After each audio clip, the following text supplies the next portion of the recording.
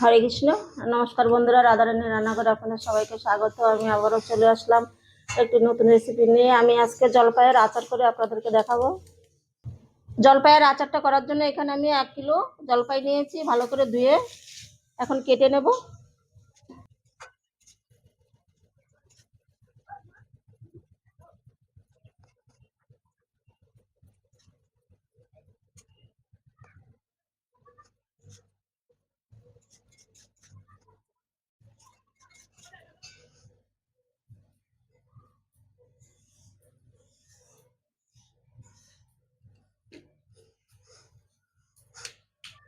আমি আরো একটা কেটে দেখিয়ে দিচ্ছি।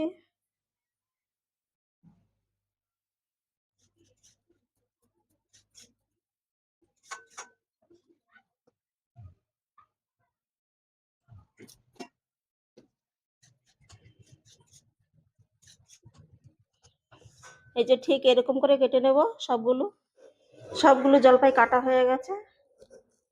এই দেখুন, আমি এরকম করে কেটে নিয়েছি। এখন এর মধ্যে আমি 300 গ্রাম চিনি নিয়েছি, দিয়ে দেব।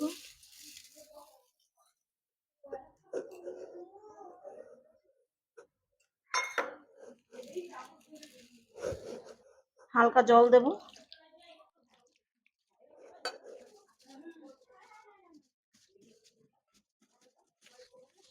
চিনিটা যাতে গলে যায়। ঢেকে আমি 15 মিনিট রেখে দেব। এদিকে একটা মশলা তৈরি করে নেব। শুকনো লঙ্কা, তেজপাতা, ধনে, সর্ষে, জিরে, মৌরি। একটা ফ্রাই প্যান বসিয়ে দিয়েছি, এখন একটুখানি ভেজে নেব।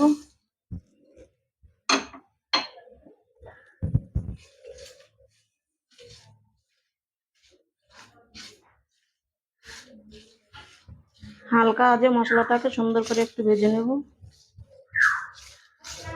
মশলাটাকে আমি 2 মিনিট ভালোভাবে ভেজে নিয়েছি। ভাজা হয়ে গেছে, এখন নামিয়ে দেব।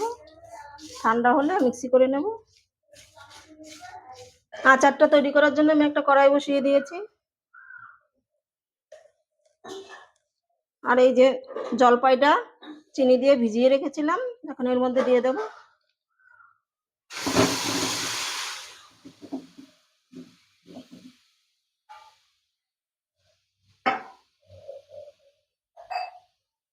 আর 1 বাটি জল দিয়ে দেব।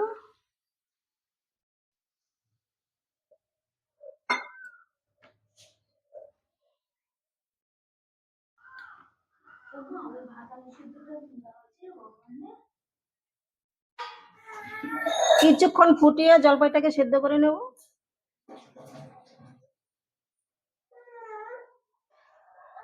জলপাইটাকে সেদ্ধ করে নিয়েছি। এখন পরিমাণ মতন লবণ দিয়ে দেব,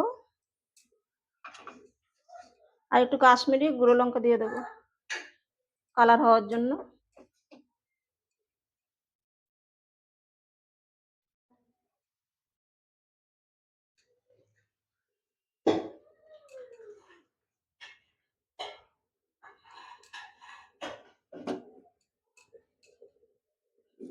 যে মশলাটা গুঁড়ো করে রেখেছিলাম দিয়ে দেব।